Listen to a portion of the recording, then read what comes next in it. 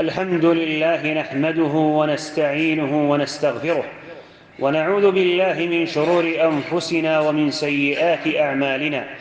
من يهده الله فلا مضل له ومن يضلل فلا هادي له، وأشهد أن لا إله إلا الله وحده لا شريك له، وأشهد أن محمدًا صلى الله عليه وسلم عبده ورسوله. يا أيها الذين آمنوا اتقوا الله حق تقاته ولا تموتن إلا وأنتم مسلمون. يا أيها الناس اتقوا ربكم الذي خلقكم من نفس واحدة وخلق منها زوجها وبث منهما رجالا كثيرا ونساء، واتقوا الله الذي تساءلون به والأرحام إن الله كان عليكم رقيبا. يا أيها الذين آمنوا اتقوا الله وقولوا قولا سديدا يصلح لكم أعمالكم ويغفر لكم ذنوبكم، ومن يطع الله ورسوله فقد فاز فوزا عظيما. أما بعد، عباد الله، إنما هما اثنتان: الكلام والهدي، فأحسن الكلام كلام الله، وأحسن الهدي هدي محمد رسول الله. ألا وإياكم ومحدثات الأمور، فإن شر الأمور محدثاتها، وكل محدثة بدعة، وكل بدعة ضلالة. ألا لا يطولن عليكم الأمد فتقسو قلوبكم، ألا إنما هو آت قريب، وإنما البعيد ما ليس بآت. ألا إنما الشقي من شقي في بطن أمه، والسعيد من وعظ بغيره. أهل السنة الكرام، إن من سنن الله التي لا تتبدل تجديد الإنعام وتقليب الأحوال.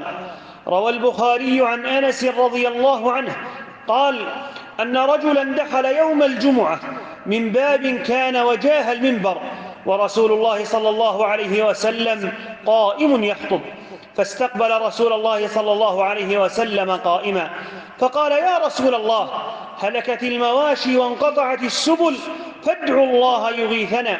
قال: فرفع رسول الله صلى الله عليه وسلم يديه فقال: اللهم اسقنا، اللهم اسقنا، اللهم اسقنا. قال أنس: ولا والله ما نرى في السماء من سحاب ولا قزعة ولا شيئا، وما بيننا وبين سلع من بيت ولا دار. قال: فطلعت من ورائه سحابة مثل الترس، فلما توسطت السماء انتشرت ثم أمطرت. قال: والله ما رأينا الشمس ستا. ثم دخل رجل من ذلك الباب في الجمعة المقبلة، ورسول الله صلى الله عليه وسلم قائم يخطب، فاستقبله قائما، فقال: يا رسول الله، هلكت الأموال وانقطعت السبل، فادعوا الله يمسكها. قال: فرفع رسول الله صلى الله عليه وسلم يديه ثم قال: اللهم حوالينا ولا علينا، اللهم على الآكام والجبال والآجام والضراب والأودية ومنابت الشجر. قال: فانقطعت وخرجنا نمشي في الشمس. قال شريك: فسألت أنس بن مالك: أهو الرجل الأول؟ قال: لا أدري. الحديث.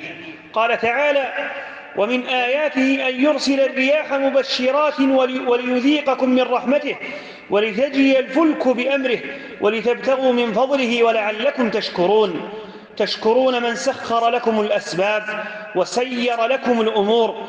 فهذا المقصود من النعم، أن تقابل بشكر الله تعالى ليزيدكم منها ويبقيها عليكم.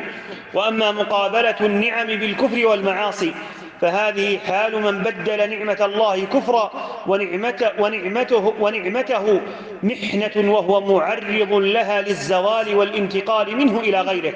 قال تعالى: الله الذي يرسل الرياح فتثير سحابا فيبسطه في السماء كيف يشاء ويجعله كسفا فترى الودق يخرج من خلاله، فإذا أصاب به من يشاء من عباده إذا هم يستبشرون.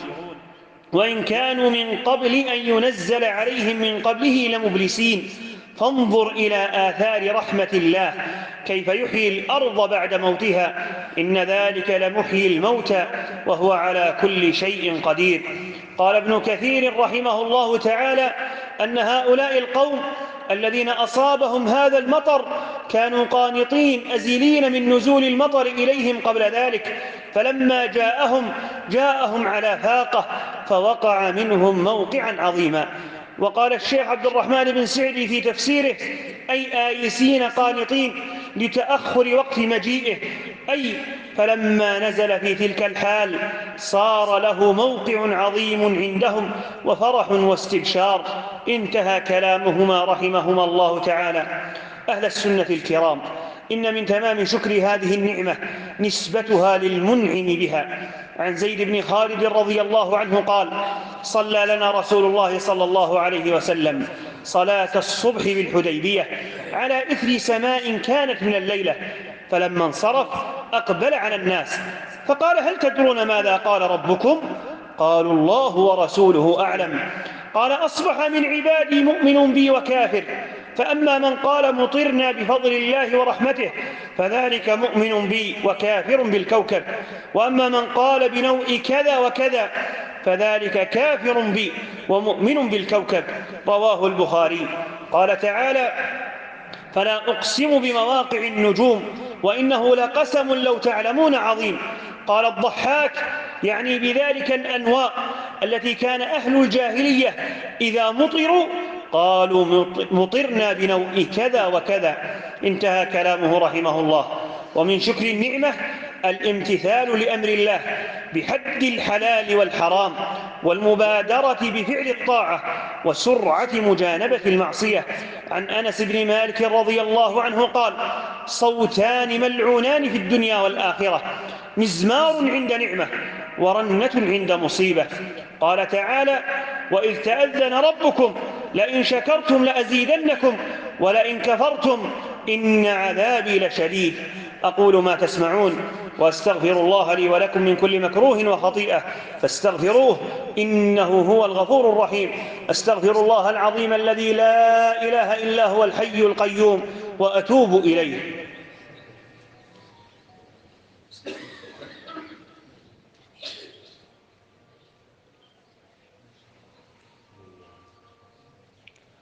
الحمد لله خلق البشر وأوجدهم من العدم، ورزقهم الشمس والقمر، وأطعمهم بغير حساب ولا ثمن. وصلى الله وسلم على نبينا محمد وعلى آله وصحبه أجمعين، وبعد.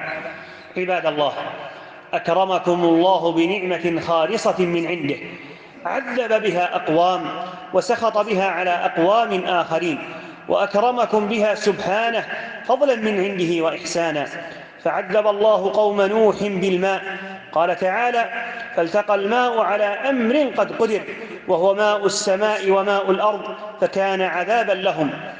وحبس الله السماء عن قوم عاد حتى أجدبت أرضهم، ثم أرسل لهم سحابة فرحوا بها واستبشروا، وكانت كما قال تعالى: فلما رأوه عارضا مستقبل أوديتهم قالوا هذا عارض ممطرنا بل هو ما استعجلتم به ريح فيها عذاب أليم تدمر كل شيء بأمر ربها فأصبحوا لا يرى إلا مساكنهم كذلك نجزي القوم المجرمين. وأنزل الله من السماء عذابا على قوم آخرين، فقال تعالى: فبدل الذين ظلموا قولا غير الذي قيل لهم فأنزلنا على الذين ظلموا رجزا من السماء بما كانوا يفسقون. تذكروا حالكم الذي كنتم عليه قبل هذا الغيث، واعلموا أن الذي قلب حالكم من بعد قحط هو المستحق للشكر والثناء، وهو سبحانه قادر على قلب كل حال. قال تعالى: قل أرأيتم إن أصبح ماؤكم غورا فمن يأتيكم بماء معين. ومن الله سبحانه على عباده بالغيث وأمرهم بعبادته. قال تعالى: يا أيها الناس اعبدوا ربكم الذي خلقكم والذين من قبلكم لعلكم تتقون الذي جعل لكم الأرض فراشا والسماء بناء وأنزل من السماء ماء فأخرج به من الثمرات رزقا لكم فلا تجعلوا لله أندادا وأنتم تعلمون.